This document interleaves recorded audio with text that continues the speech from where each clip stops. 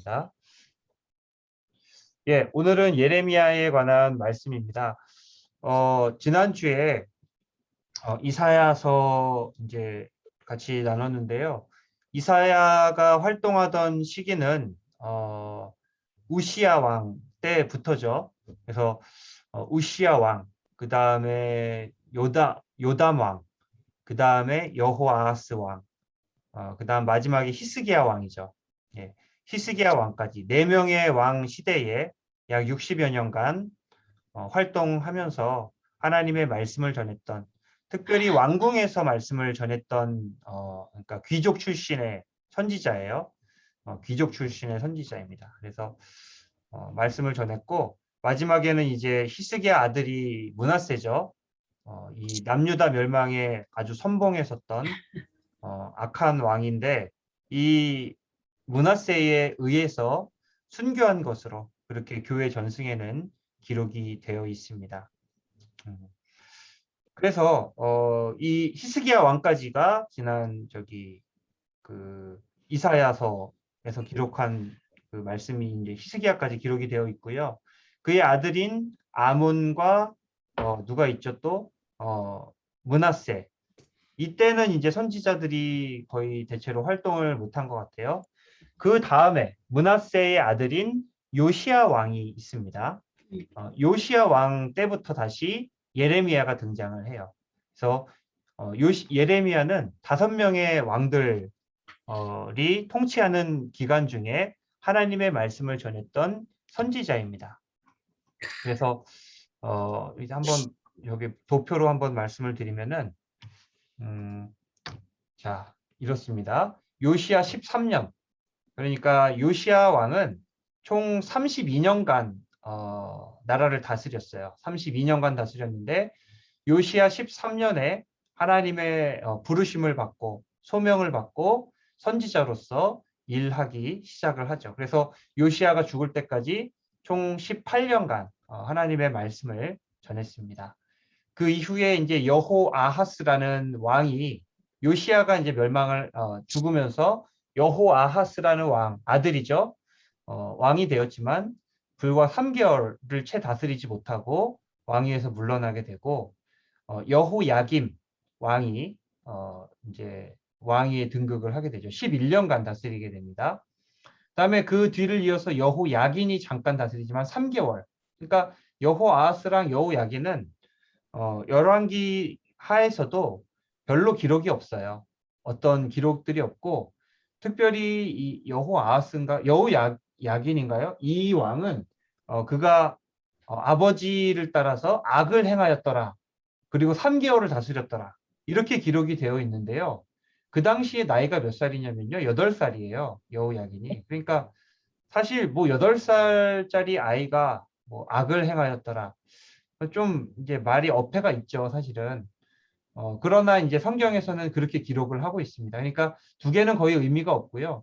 그 이후에 이제 시드기야 왕이 마지막 왕이죠, 남유다에 11년간 다스리게 되면서 이제 요것만 살펴보면 11년, 22년이죠. 22년에다 18년 더하면은 40년, 약 40여 년 정도 활동을 했던 선지자가 바로 예레미야 선지자다. 그래서 대략 시기적으로는 기원전 627년부터 586년까지 딱 한 40년 정도 되죠. 그래서 요 기간 40년간 말씀을 선포했던 사람이 바로 예레미야이더라. 그래서 여기 1장 2절 3절 보시면은 아몬의 아들 유다 왕 요시야가 다스린 지, 그러니까 므낫세의 아들이 아몬인가 봐요. 그렇죠? 아닌가요? 아몬 다음에 므낫세였나요? 기억이 안 나는데 아무튼 아몬의 아들이에요. 그래서 요시야가 다스린 지 13년에 여호와의 말씀이 예레미야에게 임하였고 요시야의 아들 유다의 왕 여호야김 시대부터 이제 아들이에요. 여호아하스도 아들이고 여호야김도 아들이고 요시야의 아들 유다의 왕 시드기야의 11년 말까지 곧 5월에 예루살렘이 사로잡혀 가기까지 말씀이 임하니라. 그러니까 다 아들이죠. 여호아하스도 아들이고 여호야김도 아들이고 시드기야도 아들이고 누구예요? 요시야의 아들. 여호야김의 아들이에요. 그러나 얼마 다스리지 못하고 결국에는 왕위에서 물러나게 된 그런 이런 역사를 우리가 열왕기 하에서 살펴볼 수가 있습니다. 예, 이런 상황에서 같이 이제 동시대에 활약한 선지자들과 성경 인물들이 있어요. 이제 스바냐와 하박국이죠. 스바냐와 하박국. 하박국은 아주 유명하죠. 우리가 의인은 믿음으로 말미암아 살리라 하는 말씀이 이제 하박국에서 가장 유명한 신약에서도 많이 이제 차용되는 그런 말씀인데 하박국 선지자도 이 당시에 이제 바벨론이 발흥하고 흥왕하는 세대 가운데에서 그 불의함에 대해서 정말 하나님께 간절히 이렇게 토로했던 선지자가 하박국이죠. 그래서 말씀 보시면은 아마 그 당시 이 예레미야 당시의 상황을 간접적으로 살펴볼 수가 있고요. 그 다음에 다니엘과 에스겔은 누구냐면요. 1차 포로 당시에 포로로 잡혀갔던 다니엘, 에스겔 이 두 사람입니다. 그래서 에스겔은 을레강변, 을레강변이 어디예요? 바벨론에 있는 강이죠. 거기에서 하나님의 소명을 받고 말씀을 대어냈고 다니엘과 세 친구들도 1차 포로기 때에 사로잡혀간 이후에 바벨론에서 총리로서 혹은 관리로서 일했던 그런 사람들입니다. 그래서 동시대 활동했던 인물들이 이와 같다 하는 것을 이렇게 교차해서 살펴보시면 좋을 것 같아요. 이 당시에 배경, 어떤 배경이었는가 살펴보면은 도덕적, 신앙적으로 굉장히 부패하고 타락한 시기였다. 특별히 우상숭배가 만연한 그런 상황들이었다. 그래서 이 신앙적, 도덕적 배경에 대해서 잘 설명해 주는 것이 예레미야 2장 13절 말씀인데요. 두 가지 악을 행하였대요. 이거 하나님이 이제 예레미야에게 주신 말씀이죠. 그래서 하나님의 말씀을 대언하면서 예레미야가 이야기를 하는데 두 가지 악을 잘못했대요. 첫 번째가 뭐예요? 생수의 근원되는 하나님을 버린 것이 첫 번째 잘못이었더라라고 그렇게 이야기를 하고 있습니다. 생수의 근원되는 그러니까 생수는 뭐예요? 사람들을 살리고 사람들이 자기의 생명을 유지할 수 있는 아주 중요한 수단이고 근원이에요. 근데 생수의 근원되는 하나님을 버렸어요. 어떻게 돼요? 심판받아 죽을 수밖에 없는 거죠. 자, 그것을 잘 이야기해 주는 것이 그 당시의 상황이 이래요. 제사장들은 여호와께서 어디 계시냐 말하지 아니하였고 율법을 다루는 자들은 하나님을 알지 못하고 관리들은 하나님에게 반역하고 선지자는 누구예요? 하나님의 말씀을 전해야 되는데 선지자들이 바알의 이름으로 예언하고 무익한 것들을 따랐느니라.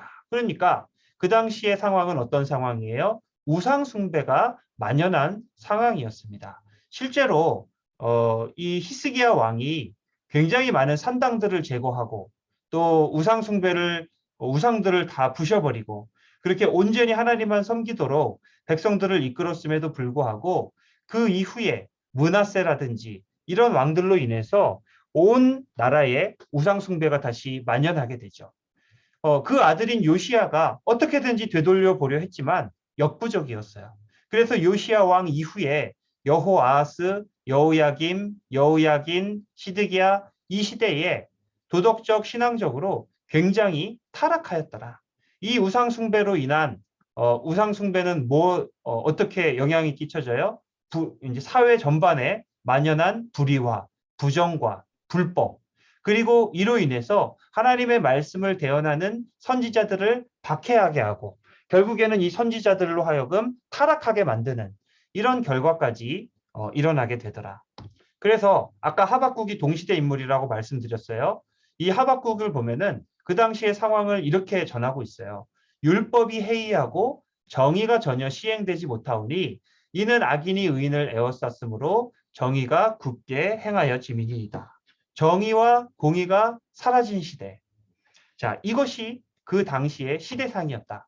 자, 그래서 우상숭배란 무엇이냐? 우리가 우상숭배라는 이야기를 많이 하죠. 하나님을 배역하였다, 하나님으로부터 떠났다라고 이야기할 때 구약에서 제일 먼저 이야기하는 게 뭐예요? 우상을 숭배하였다 하는 거예요. 자, 그럼 우상 숭배는 무엇인가? 단순하게 하나님을 예배하는 것이 아니라 우상 앞에서 절하고 우상 앞에서 종교적 제의를 치르는 것이 우상 숭배인가? 물론 그것도 포함하죠. 그러나 단순한 종교적 제의가 아니라 삶의 방식을 주도하는 생각의 뿌리가 바로 우상 숭배예요. 그러니까 단순하게 그냥 종교적 제의뿐만이 아니라 삶이 부패하는 거예요. 사회가 부패하는 거예요. 정의가 사라지는 거예요. 그래서 이로 인해서 나타나는 일들이 뭐예요? 불법, 부정, 빈부격차, 불이한 판결, 성적 타락. 이렇게 실질적으로 사회가 부패하고 무너지게 되는 그 결과를 끼치는 것이 뭐예요? 우상 숭배예요. 그러니까 우상 숭배를 이야기하면서 끊임없이 이 선지자들이 이야기하는 게 뭐예요? 정의가 사라졌다. 불의를 행한다. 이사야서 지난주 말씀 나눴는지 모르겠는데 보면은 이사야서 1장에서 이사야가 뭐라고 이야기를 해요? 하나님을 예배하면서 그 손에 뭐가 묻었어요? 피가 묻었다고 이야기를 해요. 대회와 또 뭐 절기와 이런 것들을 지키는데 하나님이 그것을 역겨워하세요. 왜요? 그것을 지키는 동시에 어떻게 해요? 다른 사람들을 핍박하고 약자의 것을 빼앗고 이런 식으로 사회가 부패하는 거죠. 그러니까 우상 숭배라는 것은 단순하게 우상한테 절하고 이런 게 아니에요. 사회가 부패하는 거예요. 하나님의 공의를 행하지 않는 거예요. 하나님의 평강과 하나님의 공평이 사라지는 거예요. 그래서 우상 숭배에 대해서 우리가 분명하게 알아야 한다. 오늘날 우리를 다스리는 우상들은 뭐예요? 만몬이에요, 만몬. 돈이 우리를 다스려요. 돈의 가치가 지금 이 시대를 다스리고 있다. 그래서 사람들을 결국에는 자기 욕심과 자기 유익과 자기 욕망에 충실한 어떤 그런 사탄의 사람들로 만들어가고 있는 것이 오늘날의 세태이다. 이거를 우리가 기억해야 될 필요가 있습니다. 그래서 첫 번째는 뭐예요? 생수의 근원되는 하나님을 버린 거. 자, 두 번째는 뭐예요? 시대적 배경을 보면은 여기 이제 두 번째가 스스로 웅덩이를 판 것인데 그것은 그 물을 가두지 못할 터진 웅덩이들이니라. 자, 스스로 웅덩이를 팠다. 이게 무슨 말이에요? 나 스스로 내 살 궁리를 한다라는 이야기예요. 내 살 궁리를 했던 것이 무엇을 의미하느냐? 그 당시에 하나님께서는 바벨론 제국, 그러니까 이제 아수르 제국이 멸망하고요. 바벨론 제국이 발흥하고 있는 고대 근동의 패권의 전환기가 바로 이 예레미야가 말씀을 전했던 시기의 상황들이었어요. 그런데 이 시기에 이 백성들이 어떻게 해요? 하나님이 의지하지 말라 말씀하신 이 애굽을 의지해요. 애굽은 아수르와 동맹을 해서 바벨론과 맞섰던 그러한 나라예요. 근데 하나님은 바벨론을 맞서지 말고 애굽을 의지하지 말라. 그러니까 차라리 바벨론에게 굴복해라. 이게 이제 그 하나님이 주시는 말씀인데 그 말씀에 순종하지 않고 애굽을 의지해요. 애굽이 나를 지켜줄 것이다. 애굽을 의지하면은 우리나라가 안전할 것이다. 이게 뭐예요? 스스로 웅덩이를 판 거예요. 근데 알고 봤더니 그게 뭐예요? 썩은 동아줄이었던 것이죠. 그 물을 가두지 못할 웅덩이들. 그러니까 한마디로 썩은 동아줄을 지금 붙들고 이스라엘 백성들이 하나님을 배척하고 있다. 그렇게 이야기를 할 수가 있습니다. 마치 조선시대에 우리나라 조선시대에 중국에 두 개의 나라가 있었어요. 명나라가 있고 청나라가 있어요. 근데 어디가 강해요? 청나라가 강해요. 청나라가 막 발흥하는 나라이고 이 나중에 명나라도 저기 멸망시키는 나라인데 우리나라가 사대주의에 빠져서 결국에 끝까지 어디를 붙들어요? 명나라만 붙들게 되죠. 그러니까 이게 그 물을 가두지 못할 웅덩이였던 건데 결국에는 나중에 병자호란에 의해서 우리나라가 아주 대수치를 당하고 온 국토가 유린되는 그런 조선시대의 역사를 겪게 되는 거죠. 그것과 마찬가지로 이 이스라엘 백성들도 바벨론에게 항복해야 돼요. 그게 하나님의 뜻이에요. 근데 애굽을 의지해요. 그래서 애굽과 연합한 아수르를 돕기 위해서 어떻게든 노력을 하지만 결국에는 바벨론에 의해서 멸망을 하게 되더라. 자, 시기적으로 한번 이렇게 쭉 자세하게 다시 한번 말씀을 드릴게요. 일단 609년에 무슨 일이 있었어요? 요시아의 죽음이 있어요. 이게 이제 1차 갈그미스 전투인데요. 바로 느고 이제 그 애굽의 바로 느고라는 왕이 이제 바로라는 말은 파라오죠. 느고 왕이에요. 그러니까 해석하면은 느고 왕이 바벨론의 나보폴라사르라는 왕과 싸우기 위해서 군대를 이끌고 올라갑니다. 근데 무기또에서 요시야가 가로막아요. 그래서 전투를 벌였는데 결국에는 이 전투에서 요시야가 이겨져요. 져서 패배하고 죽게 되죠. 그래서 요시야가 무기또 전투에서 전사를 하게 됩니다. 그리고 나서 이 바로 느고는 군대를 이끌고 어디까지 올라가요? 갈그미스라는 이 국경지대까지 올라가요. 자, 여기에서 1차로 바벨론과 전투를 벌이지만 결국에는 승리하지 못하고 여기 임시 국경선이 이렇게 정해지게 됩니다. 그리고 돌아오면서 어떻게 해요? 여호아하스를 폐위시켜요. 아까 말씀드렸죠? 여호아하스는 3개월간 나라를 다스리다가 물러난 왕이라고 말씀드렸어요. 여기 갔다가 오는 사이가 이제 3개월인 거예요.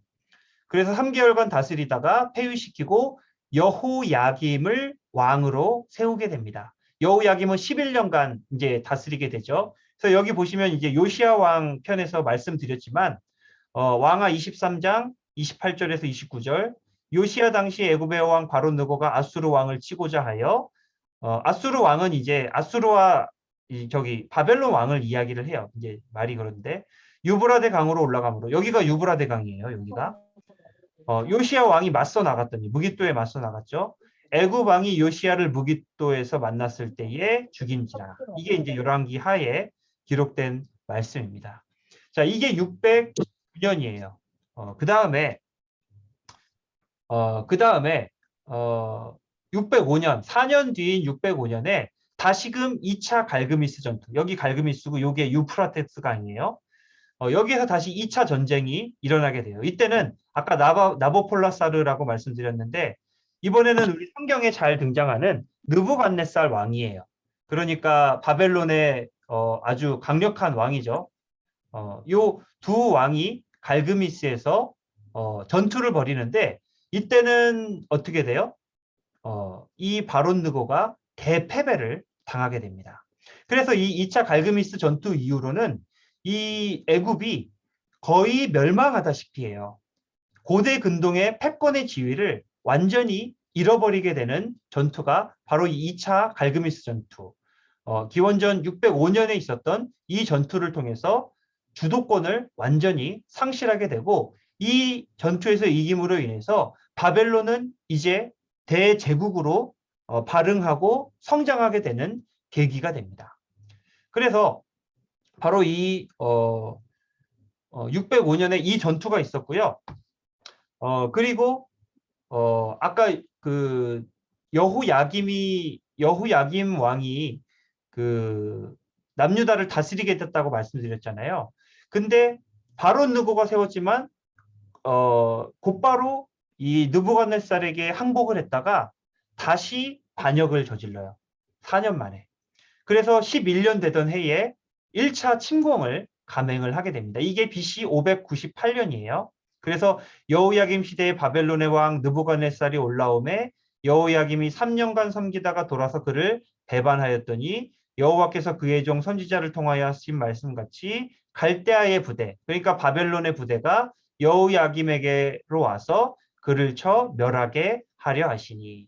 그래서 이때 여호야김이 이 전쟁을 통해서 결국에는 죽임을 당하게 되고요. 이때가 언제냐면 좀 이따 말씀드릴 거지만 이때 여호야김 왕이 패배를 하면서 1차 포로로 많은 사람들이 끌려가게 됩니다. 자, 그래서 이때 이제 한 10,000여 명 정도가 끌려가게 돼요. 이때 이제 다니엘과 에스겔도 같이 끌려가게 되죠. 그리고 이 전쟁에서 1차로 승리를 하게 되면서 느부갓네살 왕은 여호야김 왕 대신에 누구를 여기 이제 여호야김 죽고 여호야긴이 이제 아들이죠. 포로로 끌려가게 되고 시드기야를 느부갓네살이 왕으로 세우게 됩니다. 자, 그다음에 11년간 이제 시드기야가 다스리는데 9년 되던 때에 다시 바벨론을 배반을 해요. 자, 여기 말씀 보시면은 예레미야 52장 4절이에요. 시드기야 제9년에 바벨론의 왕 느부갓네살이 그의 모든 군대를 거느리고 예루살렘을 치러 올라와서 그 성에 대하여 진을 치고 주위에 토성을 쌓음에 그 성이 시드기야 왕 제11년까지 포위되었더라.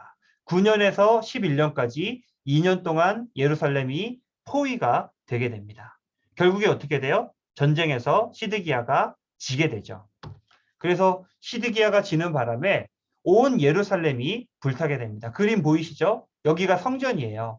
성전이 이렇게 불타고 성벽은 다 허물어지고 그 다음에 모든 집과 고관의 집까지 다 불살랐더라. 여기 기록되어 있죠. 성전과 왕궁을 불사르고 모든 집과 고관의 집까지 불사르고 모든 군대가 예루살렘 사면 성벽을 헐었더라. 그러니까 1차 침공 당하고 2차 침공 당할 때에 이때가 이제 남유다가 멸망했다라고 이야기를 할 수가 있는 거죠. 그리고 이 일로 인해서 시드기야 왕은 어떻게 돼요? 최후를 맞이하게 됩니다. 이렇게 기록해요. 시드기야의 아들들을 시드기야 눈앞에서 죽이고 또 리블라에서 유다의 모든 고관을 죽이고 그 다음에 시드기야의 두 눈을 빼요. 그러니까 시드기야는 뭐예요? 마지막으로 본 게 뭐예요? 자기 아들들이 죽는 모습을 마지막으로 보고 죽게 돼요. 그리고 노사슬로 그를 결박하여 바벨론 왕이 그를 바벨론으로 끌고 가서 그가 죽는 날까지 옥에 가두었더라. 아주 비참하게 죽임을 당하게 되죠.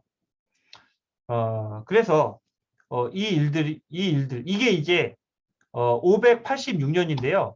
이게 이제 2차 포로로 끌려가는 백성들이에요. 586년에. 그래서 이게 이제 예레미야서의 기록이 이렇게 되어 있는데요. 요것만 보시면 돼요. 제7년에 끌어갔고 그 다음에 18대 18년에 또 한 번 끌어갔고 23년에 또 한 번 끌어갔고 자 그래서 1차, 2차, 3차 포로기로 우리가 나눌 수가 있는데요. 느부갓네살 7년이에요. 이게 이제 598년 아까 말씀드렸죠. 에스겔과 다니엘이 끌려갔던 첫 번째 포로 이게 1차 바벨론 포로예요. 여호야김이 죽고 여호야긴이 3개월간 섭정하지만 결국에는 다시 느부갓네살에게 잡혀가지고 포로로 끌려갔고 시드기야를 왕으로 세웠고 포로는 3023명이더라. 이렇게 기록이 되어 있어요. 근데 이제 열왕기 하에서는 10,000명이라고 기록을 하고 있거든요. 그러니까 이제 역사학자들은 이렇게 해석을 해요.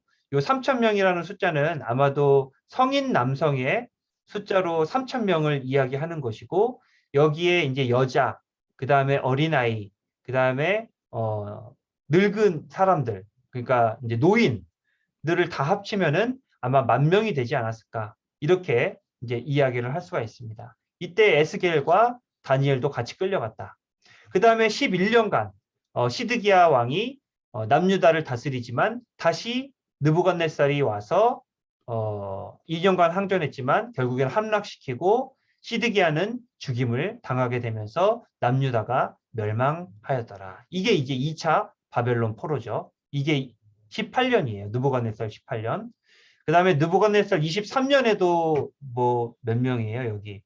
745명을 끌어갔다라고 이야기를 하는데 여기에 대해서는 뭐 이렇게 성경에 자세한 설명이 나와 있지 않습니다. 이제 몇 가지 정황들을 가지고 1차, 2차, 3차에 이어서 사람들을 포로로 끌어갔다 하는 것만 우리가 알 수 있을 뿐이에요. 그래서 이렇게 암울한 시기였다. 신앙적으로도 굉장히 부도덕하고 부패하고 불법한 시기였지만 또한 동시에 국제 정세 질서 안에서도 위태위태하고 그러한 상황 가운데에서 정치적, 외교적 선택을 잘못했던 정치적, 외교적 선택을 잘못했다는 것은 무슨 말이에요? 신앙적으로 하나님의 말씀에 불순종했다라는 이야기예요, 결국에는. 이런 어두운 상황 가운데에서 예레미야가 하나님의 말씀을 전했다. 자, 왜 예레미야가 눈물의 선지자인지 얼핏 짐작할 수 있는 시대적 배경들이죠. 짐작할 수 있어요. 자, 그래서 먼저 내용을 간단하게 52장까지 요약을 하자면은 자, 52장까지 있습니다. 예레미야는 이사야는 몇 장까지 있었어요? 66장까지 있었죠. 장수로 보면은 이사야가 더 많은데요. 분량으로 보면은 예레미야가 가장 많습니다. 가장 많아요. 아마 전체 성경 중에 예레미야가 분량으로 가장 많은 분량을 가지고 있을 거라 이렇게 생각이 됩니다. 그래서 52장까지 있는데요. 일단 장별로 살펴보면은 1장은 예레미야를 향한 하나님의 소명을 주시는 장면이에요. 이게 언제라고 그랬어요? 요시야 왕 13년이라고 말씀드렸죠. 요시야 왕 13년에 1장에서 소명을 받아요. 그래서 이방의 선지자로서 부르심을 받습니다. 그래서 이 예레미야가 받았던 이방인의 선지자로서의 이 사명을 나중에 누구도 차용을 하냐면은 사도 바울도 차용을 해요. 사도 바울도 자기 자신을 설명할 때에 내가 이방의 선지자로 부름을 받았다. 갈라디아서에서도 그렇게 이야기를 하죠. 그리고 이제 그 소명을 받는 가운데 두 개의 환상을 보게 됩니다. 요거 좀 이따 설명드릴 거예요. 살구나무 환상과 끓는 가마 환상. 좀 이따가 이제 요거는 다시 설명드리도록 할게요. 그러면서 2장에서 29장까지 계속해서 하나님께서 이스라엘 백성, 그러니까 남유다의 백성들을 책망하시고 그들의 우상 숭배와 사회적인 부도덕함과 그래서 결국에는 심판을 받게 될 것을 계속해서 말씀하십니다. 이 패역한 백성들, 우상 숭배 책망, 그 다음에 예루살렘을 내가 멸망시킬 거다. 이 말씀을 들으면서 예레미야가 탄식하게 되고 또 그 가운데에서 많은 사람들에게 예레미야가 고난을 당하게 되는 결국에는 하나님의 심판에 대해서 선포하는 말씀이 기록이 되어 있고요. 그 다음에 34장과 45장 요 사이에도 동일한 책망과 심판이 기록이 되어 있어요. 패역한 백성, 예루살렘의 멸망에 대한 예언, 예레미야의 탄식, 그 다음에 예레미야가 당한 고난, 그리고 이 말 하나님의 심판. 이렇게 이제 동일해요. 요 샌드위치 사이에 뭐가 있어요? 구원과 새 언약에 대한 하나님의 그러니까 회복에 대한 말씀들이 기록이 되어 있습니다. 그래서 굉장히 중요해요. 이 31장 말씀에 새 언약에 대해서 이야기를 하고 있는데요. 이것은 이제 장차 예수 그리스도를 통해서 성취될 하나님의 새 언약. 그러니까 옛 언약을 폐기하고 새 언약을 다시 맺는 거죠. 이렇게 이스라엘 백성들이 패역하고 하나님을 등지고 하나님의 말씀에 순종하지 않는 가운데에서도 하나님은 새 언약을 맺으십니다. 포로로 보내겠지만 내가 다시 돌아오게 할 것이라 약속하십니다. 그리고 백성들을 위로하십니다. 이게 하나님의 긍휼과 이게 하나님의 자비예요. 이게 하나님의 헤세드예요. 헤세드. 하나님의 성실하심이고 하나님의 자비하심이고 하나님의 사랑이다. 자, 그리고 46장에서 52장, 51장까지에 정확하게 말하면은 이방 나라에 대한 심판이 기록이 되어 있고요. 그래서 뭐 애굽, 블레셋 쭉쭉쭉쭉 해서 바벨론까지. 52장은 이제 그 멸망한 시드기야 때 멸망한 그 열왕기 하에 그 말씀을 그대로 이제 복사해서 기록하고 있는 게 52장이에요. 그래서 전체적으로 보면은 여기 앞에 심판과 뒤에 심판 그리고 그 사이에 있는 하나님의 구원이라는 이 샌드위치 구조로 예레미야서가 진행이 된다. 물론 요 뭐 중간중간에 하나님의 뭐 소망의 말씀 또 위로의 말씀 회복의 말씀들이 군데군데 있기는 합니다. 그러나 전체적인 큰 틀에서 봤을 때는 이러한 샌드위치 구조가 가능하다. 자, 그리고 이 이방 나라에 대한 심판들을 조금 더 살펴보면은 이렇게 돼 있어요. 애굽 심판이죠.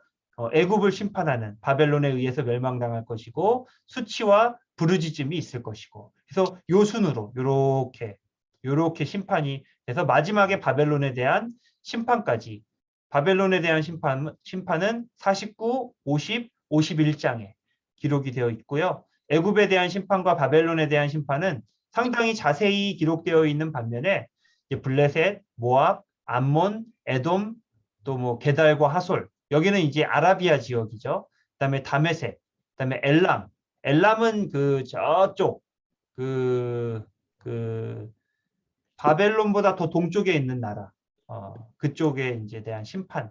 그러니까 이제 우리가 뭐라고 해요? 애시당초에 예레미야를 이방 나라의 선지자라고 이야기를 하잖아요. 그러니까 예레미야를 통해서 이런 이방에 대한 심판도 하나님께서 주시는 것이다. 라고 이제 이야기를 할 수가 있습니다. 대충 이제 구조는 눈에 보이시죠? 그래서 조금 이제 예레미야에 대해서 인물에 대해서 살펴보면요. 예레미야는 베냐민 땅 아나돗의 제사장 힐기야의 아들 이렇게 이제 기록이 되어 있어요. 그래서 이 아나돗이라는 지역이 예레미야의 고향이라는 점에 착안해서 제사장 아비아달의 후손이 아닌가 하는 것으로 우리가 이 생각을 해볼 수가 있습니다. 여기 말씀 보시면은 이게 이제 솔로몬 왕 때 말씀이에요. 왕이 이제 그 자기 형이었던 아도니아와의 왕위 쟁탈에서 승리를 하게 되죠. 그러면서 아도니아 편을 들었던 요압이라든지 아니면 아비아들이라든지 이런 사람들을 다 축출을 합니다. 그러면서 이야기하는 것이 솔로몬이 제사장 아비아달에게 이르되 내 고향 아나돗으로 가라. 너는 마땅히 죽을 자이로되 내가 너를 죽이지는 않을 테니까 그곳에 추방할 테니까 거기 가서 살아라. 이제 이렇게 하는 말씀이 이제 솔로몬 시대고요. 지금 예레미야 시대에 와서 보니까는 베냐민 땅 아나돗의 제사장들 중 힐기야의 아들이에요. 그러니까 아나돗의 제사장들은 어떤 사람들입니까? 추방당한 아비아달의 뭐예요? 그 후손들일 가능성이 굉장히 높은 거죠. 그래서 아마도 이 추방당한 아비아달의 후손 중에 한 사람이 예레미야가 아닐까 이렇게 생각을 할 수가 있습니다. 예레미야라는 뜻은 여호와께서 세우신다라는 뜻을 가지고 있어요. 뒤에 야자가 붙는 거, 뭐 엘리야, 또 뭐 무슨 여호야다, 뒤에 뭐 이런 야자가 붙는 거는 야훼의 줄임말이에요. 그래서 여호와가 뭐뭐 하신다 이런 뜻을 가지고 있어요. 그래서 예레미야는 여호와께서 세우신다. 요시야 13년에 소명을 받고 약 40년간 활동했고 별명은 뭐예요? 눈물의 선지자였다. 그리고 눈물의 선지자라는 이 별명에 어울리게끔 마지막에 애굽에서 사망했다 혹은 순교했다라는 전승이 전해지고 있습니다. 요 43장, 44장, 45장이 마지막 장이에요. 사실상 46장부터는 뭐예요? 이제 이방 나라에 대한 심판의 말씀이기 때문에 44장이 이제 거의 마지막이라고 보시면 돼요. 자, 그리고 이 예레미야는 또 한 가지 이제 뭐가 있냐면은 독신이에요, 독신. 예레미야 16장에 보면은 하나님께서 예레미야에게 너는 결혼하지 마라고 이렇게 딱 명령하시는 말씀이 1절, 2절에 나와요. 그래서 평생을 정말 독신으로서 독수공방하면서 그러니까 말씀을 전하고 사람들에게 매를 맞는 것도 고통이었겠지만 옆에서 도와줄 그 반려자 아무도 없는 거예요. 얼마나 힘들었을까 하는 생각도 해봅니다. 저도 독신 기간이 저도 꽤 길거든요. 그 아픔을 제가 알고 있습니다. 그래서 이 특별히 이제 예레미야라는 이 그 선지서는 예레미야의 말이지만 예레미야가 직접 기록한 게 아니에요. 예레미야의 말을 바룩이라는 서기관이 대신해서 기록해 주었다. 45장 말씀을 보시면은 요시야 왕의 아들 여호야김 넷째 해죠. 바룩이 네리야의 아들 바룩이 예레미야가 불러주는 대로 이 모든 말을 책에 기록하니라라고 이제 기록이 되어 있습니다. 그러니까 그 당시에 이제 뭐 신약 시대에도 마찬가지예요. 신약 시대에도 대필자, 서기관이 있었어요. 사도 바울이 자기의 그 서신서들을 직접 다 기록한 것이 아니라 로마서 같은 경우를 보면은 거기에 더둘로라는 서기관이 등장을 합니다. 그래서 더둘로가 로마서를 사도 바울의 말을 받아서 기록하였구나라는 것을 16장에 가면은 알 수 있게끔 기록이 되어 있어요. 그와 마찬가지로 예레미야도 이 서기관 바룩에게 말을 전해주면은 서기관 바룩이 그 말을 받아서 기록했던 것으로 그렇게 우리가 알 수가 있고요. 그래서 평생을 예레미야의 말씀을 성실하게 양피지에 기록했던 이 바룩을 하나님께서 구해 주신다는 약속을 해 주시는 게 45장 5절의 말씀이죠. 내가 모든 육체의 재난을 내리리라. 그러나 내가 가는 모든 곳에서는 내가 너에게 내 생명을 노량물 주듯 하리라. 여호와의 말씀이니라. 이게 무슨 말이에요? 내 생명이 안전할 것이다. 풍부하게 내 생명을 공급해 줄 것이다. 이런 이야기입니다. 그래서 바룩이라는 존재가 곳곳에 등장한다. 바룩은 예레미야의 서기관이다. 이 정도만 알고 계시면 될 것 같습니다. 자, 그리고 아까 소명에 대해서 말씀드리다가 두 환상에 대해서 제가 그 이야기하다 말았는데요. 두 가지 환상이 이제 첫 번째가 살구나무 환상이에요. 첫 번째. 이 살구나무는 우리가 알고 있는 그 살구가 아니고요. 이스라엘에 있는 아몬드 나무의 하나의 일종입니다. 그래서 보면은 요 안에 아몬드 같은 게 이렇게 있잖아요. 요런 나무예요. 근데 환상을 보는데 요런 살구나무 환상을 보는 거예요. 그러니까 이제 뭐라고 해요? 예레미야야 내가 무엇을 보느냐? 내가 대답하되 내가 살구나무를 보나이다. 여호와께서 내게 이르시되 내가 잘 보았도다. 이는 내가 내 말을 지켜 그대로 이루려 함이니라. 요 말만 보면은 무슨 말인지 이해가 안 돼요. 근데 이제 이거를 히브리어 원어로 읽으면요. 살구나무는 샤케드라고 이야기를 하고요. 지킨다라는 말은 샤카드라고 이야기를 해요. 그러니까 뭘 보느냐? 그러니까 내가 샤케드를 봅니다. 그러니까 네가 잘 얘기했다. 내가 샤케드처럼 샤카드 할게. 이런 이야기예요. 그러니까 네가 말한 것처럼 내가 너를 지켜줄게. 네가 샤케드라고 했지? 내가 샤케드 해줄게. 이 이야기예요. 그래서 이거는 예레미야를 보호해 주실 것이라는 하나님의 약속의 환상이에요. 자, 두 번째는 뭐예요? 끓는 가마 환상이에요. 내가 무엇을 보느냐? 대답하되 끓는 가마를 보나이다. 그 윗면이 북쪽에서부터 아래로 기울어졌나이다 하니 여호와께서 내게 이르시되 재앙이 북방에서 일어나 이 땅의 모든 주민들에게 부어지리라. 그래서 이것은 뭘 이야기를 해요? 북방에서 내려오는 바벨론으로부터의 재난을 상징하는 하나의 환상이다. 그래서 예레미야의 소명은 뭐예요? 바로 이거를 전하는 거예요. 바벨론에 의해서 나라가 멸망할 것이기 때문에 너희들은 돌이키고 하나님께로 돌아와라. 그리고 바벨론에게 순종해라. 이게 평생 예레미야가 전했던 말씀입니다. 그러면서도 하나님이 그렇지만 너를 보호해 주실 것이다. 이게 이제 환상의 그 의미들이라고 볼 수가 있죠. 자, 그래서 이 소명대로 이 예루살렘 성읍에서 예레미야가 말씀을 전합니다. 자, 보라, 내가 북쪽 모든 종족과 내종 바벨론의 왕 느부갓네스를 불러다가 이 땅과 그 주민과 사방 모든 나라를 쳐서 진멸하여 그들을 놀램과 비웃음거리가 되게 하여 땅으로 영원한 폐허가 되게 할 것이라. 여호와의 말씀이니라. 그리고 뭐예요? 70년 동안 바벨론의 왕을 섬기리라. 이게 예레미야가 평생 전했던 말씀입니다. 바벨론에 의한 심판을 전했어요. 그 다음에 70년 동안의 포로 기간으로 너희가 잡혀갈 것이다. 그러니까 하나님께로 돌이켜라. 그러니까 자, 예레미야가 사람들에게 인기가 있었을까요? 없었을까요? 예, 당연히 인기가 없었을 거예요. 아마도 우리 구한말에 조선시대에 제가 이제 선지자로 나서서 사람들에게 여러분 하나님이 일본을 우리 심판의 도구로 사용하실 것입니다. 일본에게 순종하십시오.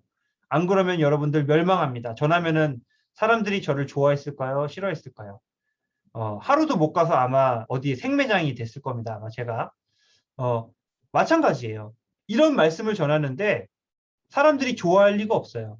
이 나라가 강성해질 것이고 부흥해질 것이고 하나님이 보호해 주실 것입니다. 이렇게 말씀을 전하는 사람이 인기가 있지 이 나라가 멸망할 것입니다라고 전하는 사람이 인기가 있을 리가 없어요. 그렇기 때문에 이러한 예레미야의 예언은 결국 동족들 그러니까 남유다 백성들로부터 결국 뭘 유발시켜요? 분노를 유발시켰죠.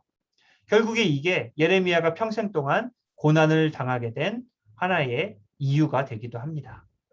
그래서 이게 이제 뭐 여러 가지 말씀들 계속 나오는데 골자는 이거예요. 골자는 이거예요. 멸망할 거다. 돌이켜라. 포로로 끌려갈 것이다. 하나님 앞에 무릎 꿇어라. 이거예요. 결국에는.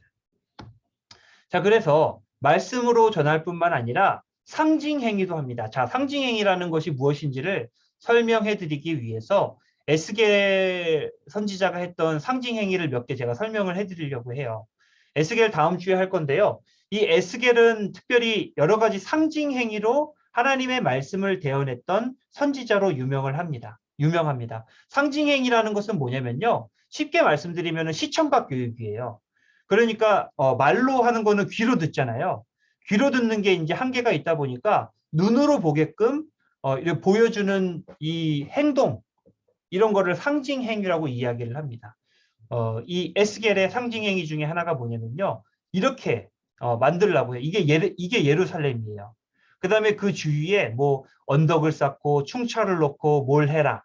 이렇게 사람들에게 보게끔 하나의 교보제를 만들라고 이야기를 해요. 그 다음에 성을 포위하는 것처럼 에워싸라. 이것이 이스라엘 족속에게 징조가 되리라. 그러니까 교보제를 만들어서 사람들에게 보여주는 거죠. 이게 상징행위예요. 또 하나는 뭐냐면요. 인분 떡을 먹어요. 너는 그것을 보리떡처럼 만들어 먹되 그들의 목전에서 그들이 누구예요? 이스라엘 백성들이죠. 인분 불을 피워 구울지니라.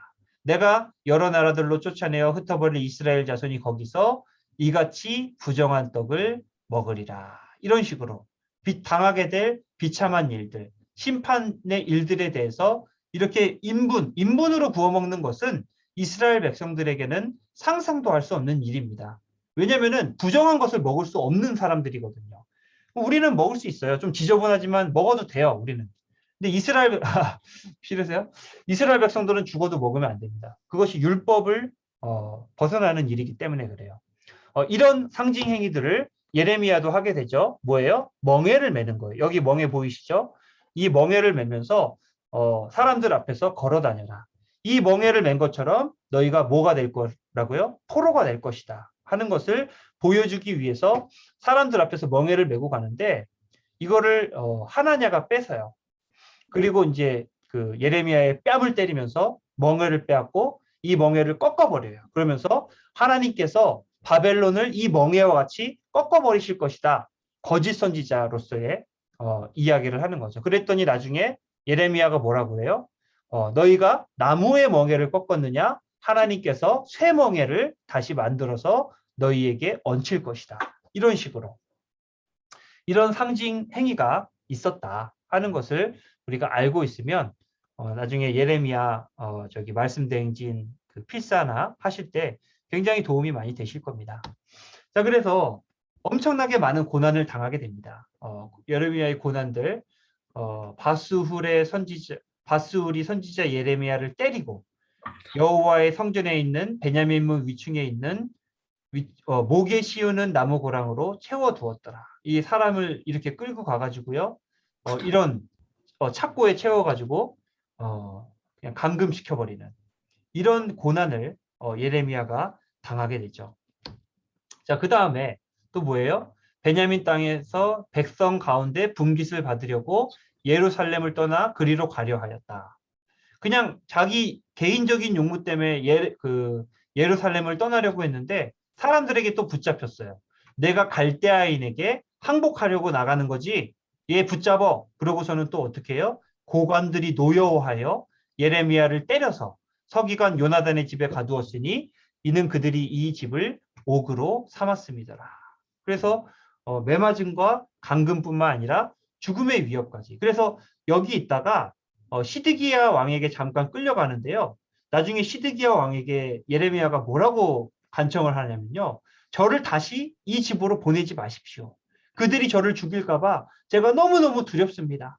저를 다시 그들로 보내지 마시고 왕궁 안에 있는 옥에 차라리 가두어 주십시오라고 그렇게 간청할 정도로 죽음의 위협 앞에 서 있었던 선지자가 예레미야였어요.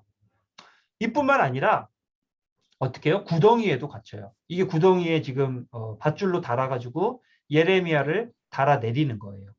그들이 예레미야를 끌어다가 감옥들에 있는 왕의 아들 말기야의 구덩이에 던져 넣을 때에 예레미야를 줄로 달아내렸는데 그 구덩이에는 물이 없고 진창뿐이므로 예레미야가 진창 속에 빠졌더라. 그러니까 뭐예요? 물은 없지만 완전히 이게 질퍽질퍽거리는 진흙 속에다가 사람을 가둬놓고서는 진짜 이게 뭐 감옥보다도 못하죠. 아예. 그리고 성중의 양식이 떨어졌거늘 그들이 그를 구덩이에 던져 넣었으니 그가 거기에서 그가 거기에서 굶어 죽으리이다. 이거 에벤멜렉이라는 내시가 걱정하면서 왕에게 상소하는 이야기예요. 그래서 진창 생활과 굶주림까지 이거 지금 끌려 나오는 거죠. 다시 안에 있다가 여기가 이제 구스의 내시 에벤멜렉이고요. 사람들을 통해서 다시 끌어올리는 그러한 장면입니다. 그러니까 이렇게 고난을 당했어요. 이렇게 여러 가지 고난들을 당하면서 왜 눈물의 선지자가 될 수밖에 없었는지 알 수 있는 대목이죠. 그러면서 예레미야가 뭐라고 해요? 내 딸 내 백성이 상하였으므로 나도 상하여 슬퍼하며 놀라움에 잡혔도다. 어찌하면 내 머리는 물이 되고 내 눈은 눈물 근원이 되고 죽임당한 내 딸 내 백성을 위하여 주야로 울리로다. 이 말씀 때문에 눈물의 선지자라고 우리가 이야기하는 거죠. 내가 다시는 여호와를 선포하지 아니하며 그의 이름으로 말하지 아니하리라 하면 나의 마음이 불붙는 것 같아서 골수에 사무치니 답답하여 견딜 수 없나이다. 내 마음이 상하며 내 모든 뼈가 떨리며 내가 취한 사람 같으며 포도주에 잡힌 사람 같으니 이는 여호와와 그 거룩한 말씀 때문이라. 얼마나 고통을 많이 당했는지를 이 말씀들 하나하나 보면은 우리가 알 수가 있습니다. 그러니까 자기가 고난당하는 것 때문에도 울었지만 그 동족들에게 바벨론의 포로로 끌려가야 한다는 그 말씀을 전하는 것. 그리고 내 동족들이 바벨론에 의해서 멸망당할 수밖에 없다라는 것. 그 현실 앞에서 슬퍼한 거죠. 예레미야가. 그래서 이러한 모습들을 보면서 예레미야가 이렇게 고통 가운데에서 고난을 몸에 짊어지고 하나님의 말씀을 전했구나. 정말로 고난의 선지자였구나 하는 것을 우리가 알 수가 있는 것이죠. 자, 그래서 여기까지 이제 하나님의 심판과 또 예레미야가 겪었던 여러 가지 고난들, 또 눈물들 우리가 함께 살펴봤는데요.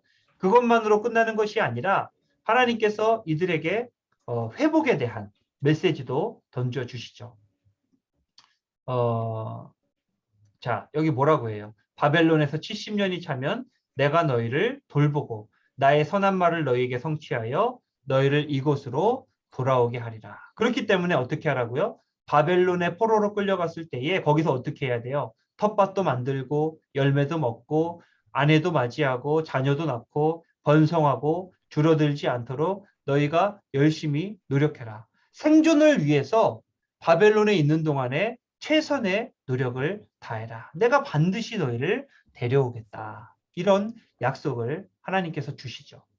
뿐만 아니라 그래서 이게 뭐예요? 포로 귀환이 실제로 이루어진 거죠. 1차 수룹바벨 기환으로 1차 바벨론 포로에서 귀환하는 게 있고요. 2차 에스라 귀환이 있고요. 3차 느헤미야 귀환. 요 수룹바벨과 요 2차, 3차는 시기적으로 좀 차이가 있습니다. 그러나 2차, 3차는 거의 비슷한 시기에 도착을 해요. 그래서 에스라와 느헤미야가 동시에 등장을 하죠, 사실상.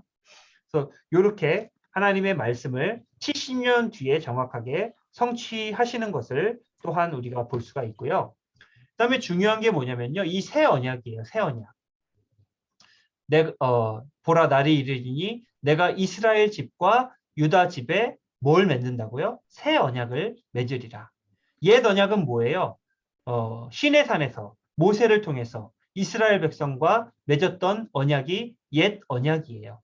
그러나 그것이 이미 파기되었기 때문에 이스라엘 이 백성들이 이미 하나님과의 약속을 어겼기 때문에 하나님께서 이제 이스라엘 집과 유다 집에 새 언약을 맺게 되는 그 언약은 어떤 언약이에요? 내가 나의 법을 그들의 속에 두며 그들의 마음에 기록하여 나는 그들의 하나님이 되고 그들은 내 백성이 될 것이라. 이전에는 돌판에 새겼고 또 책에 새겼던 하나님의 말씀을 이제는 마음판, 우리의 신비에 새기시겠대요.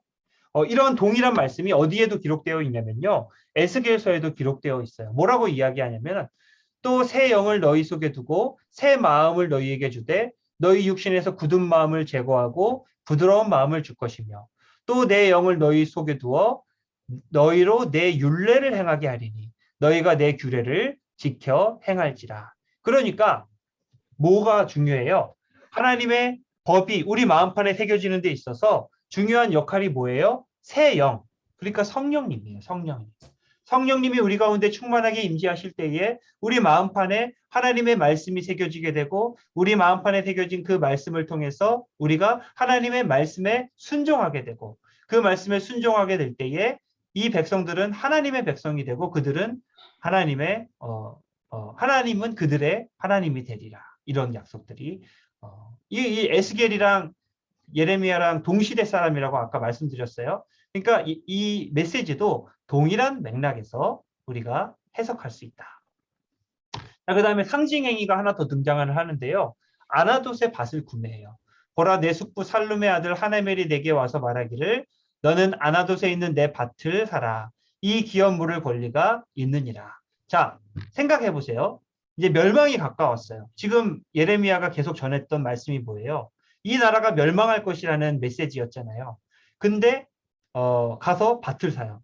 한번 생각해 보세요. 이제 한 1년이나 2년 있다가 우리나라가 멸망할 것이 분명한 상황에서 아파트라든지 땅을 살 사람이 있어요? 아무도 없죠. 누가 땅을 사겠어요? 왜냐면은 전쟁 나면 다 부서지고 다 불에 타고 어쩌면 내 재산을 다 잃을지도 모르는 그런 상황인데 누가 그걸 사겠어요? 그럼에도 불구하고 하나님께서 이 예레미야에게 밭을 구매하라, 은을 달아주고 증인을 세우고 증서를 봉인해라, 저울에 달아줘라 이렇게 하는 이유가 뭐예요? 회복될 것이기 때문에 그래요. 10년 있으면은 내가 다시 회복시킬 것이니까 너희는 정상적으로 밭도 사고 거래도 하고 그 증서들을 불태우지 말고 봉인해 놓고 잘 보관해라. 다시 쓸 날이 있을 것이다. 이 증서를 곧 봉인하고 봉인하지 않은 매매 증서를 가지고 토기에 담아 오랫동안 보존하라. 이 땅에서 집과 밭과 포도원을 다시 사게 되리라. 이렇게 약속을 해요. 이는 내가 그들의 포로를 돌아오게 함이니라. 그러니까 아나돗의 밭을 구매한 예레미야의 이 행동은 하나의 상징 행위로서 이스라엘을 구원하시고 회복시키실 하나님의 은혜를 예표하는 하나의 메시지이다. 이렇게 이야기를 할 수가 있습니다. 아나돗은 어디예요? 여기 예루살렘 바로 위에 있는 이 지역입니다.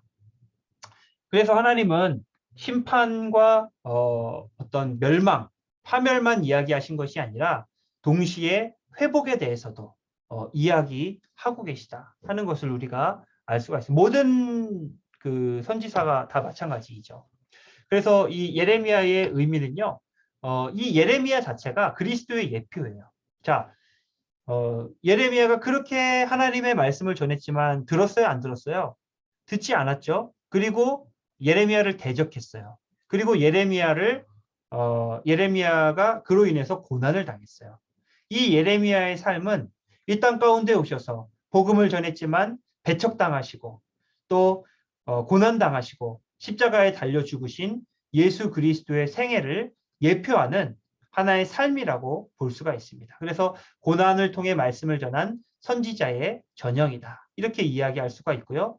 그 다음에 중요한 것, 이사야서만큼 오실 예수 그리스도 메시아에 대한 아주 자세한 메시지들을 담고 있지는 않지만 예수 그리스도를 통해서 이루어질 새 언약에 대한 약속이 바로 이 예레미야 안에서 기록이 되어 있다.